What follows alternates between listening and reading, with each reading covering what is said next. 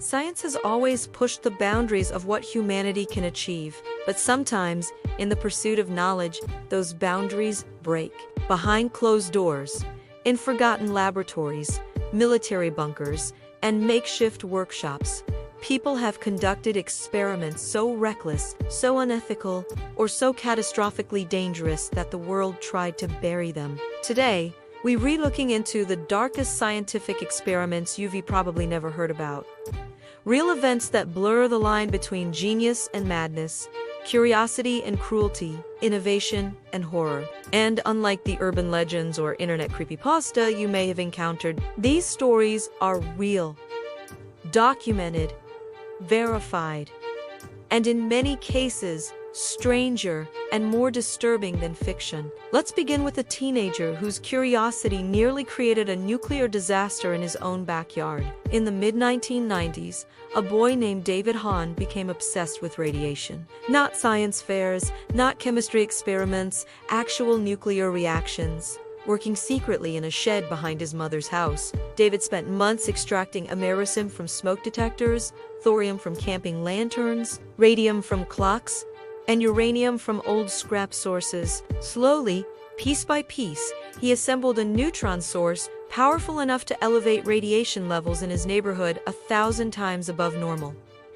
He was 15. By the time authorities discovered what he had built, the entire shed had to be treated as a hazardous waste site. David didn't want money or weapons. He wanted to create a breeder reactor, something even trained nuclear physicists approach with caution. His experiment wasn't evil, just dangerously ambitious, and it proved how thin the line is between curiosity and catastrophe. But reckless scientific exploration didn't start with one American team. During the Cold War, both the United States and the Soviet Union pushed human psychology and biology to their limits.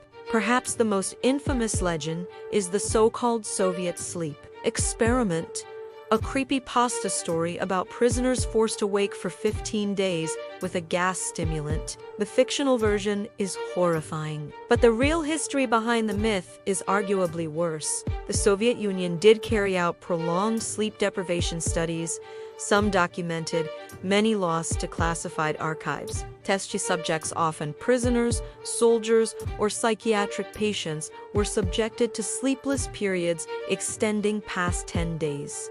The effects were far from supernatural, but deeply disturbing: hallucinations, paranoia, violent behavior, temporary psychosis, and in some cases, permanent neurological damage. Reports from Soviet military units describe experiments in which deprivation was combined with isolation, temperature, stress, or forced problem-solving tasks. These weren't meant to discover human limits. They were meant to find psychological breaking points, information useful for interrogation, resistance training, and warfare. The legend exaggerates the horror, history confirms the intent. At the same time, in the West, another type of experiment was unfolding, one that asked how far ordinary people would go under pressure. The Stanford Prison experiment is widely known. Students assigned as guards began abusing those assigned as prisoners, but few people know what came after a wave of unofficial spin-offs across universities, prisons, and military institutions trying to test or replicate the results. In some cases, guards were selected specifically for authoritarian tendencies. In others, researchers introduced harsher conditions, longer isolation periods, or real prisoners instead of volunteers. Many of these experiments were buried because they produced outcomes that crossed ethical lines. Abuse wasn't just simulated, it became real. One British iteration had to be stopped when the guards formed a punishment-obsessed hierarchy that continued enforcing rules even after being told the experiment was over. The line between studying cruelty and creating it blurred immediately. Psychology wasn't the only field crossing dangerous thresholds. NASA, known for space exploration, also conducted some of the most extreme human isolation experiments in history before the first astronauts ever left Earth. Scientists needed to understand how the human mind would behave in total sensory deprivation.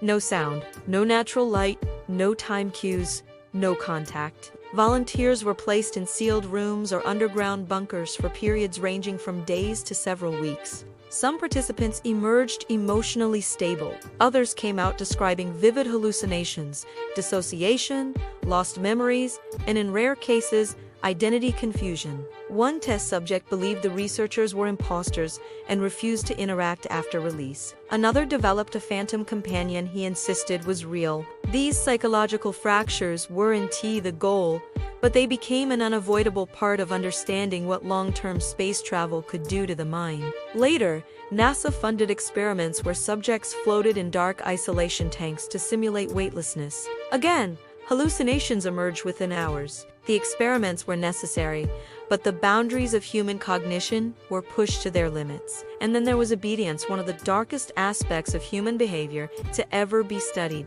The Milgram experiment is iconic. Volunteers instructed to deliver electric shocks to a stranger, and most obeyed. But fewer people know that Milgram conducted dozens of variations, many far more disturbing than the famous version. In some variations, the person receiving shocks was visible. Participants saw their agony directly, some trembling, some crying, and still continued. In another version, participants had to physically press the victim's hand onto a shock plate. Obedience dropped, but not by much. In later iterations performed by other researchers, shocks were combined with verbal abuse, peer pressure, or emotional manipulation. The results consistently revealed a chilling truth. Under authority, normal people would commit acts they would otherwise consider unthinkable.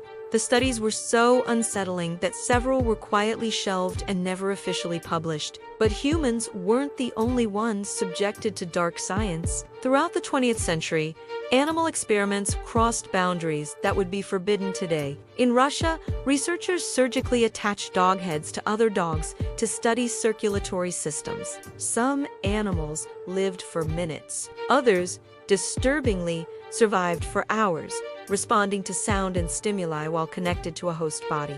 In the United States, sensory experiments on monkeys attempted to map fear responses by raising them in isolation chambers. Many emerged psychotic or catatonic. In Japan, scientists performed experiments on primates to observe neurological pain patterns, intentionally stimulating parts of the brain associated with terror or despair. These experiments weren't motivated by cruelty for its own sake. They produced data still cited in neuroscience today, but they crossed lines that modern ethics would never allow. And still, some of the darkest experiments remain buried under Cold War secrecy.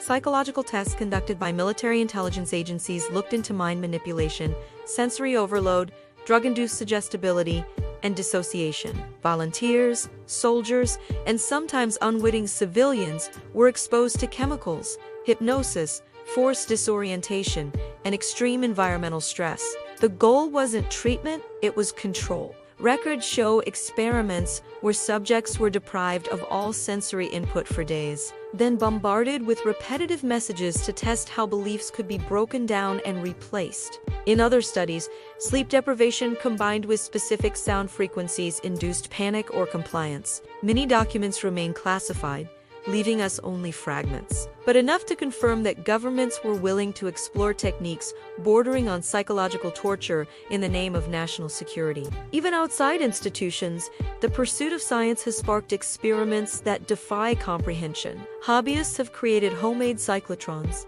high-voltage plasma chambers, and chemical reactors in garages and basements. Some have succeeded. Some have caused explosions or chemical releases that required entire neighborhoods to be evacuated. A few underground researchers obsessed with cybernetics implanted magnets, chips, or sensors into their bodies without medical supervision, hoping to push human evil. Their experiments didn't spark disasters, but they illustrate how the quest for knowledge or enhancement often outpaces safety. What ties all these stories together is not malice, but a belief, sometimes misguided, sometimes brilliant, that knowledge is worth any cost. The Radioactive Boy Scout believed he could build a reactor. The Soviet military believed psychological stress could be weaponized. NASA believed isolation was a necessary frontier to conquer. Psychologists believed obedience had to be measured, even at the expense of emotional trauma. Scientists studying animals believed cruelty could lead to insight. Governments believed human behavior could be shaped,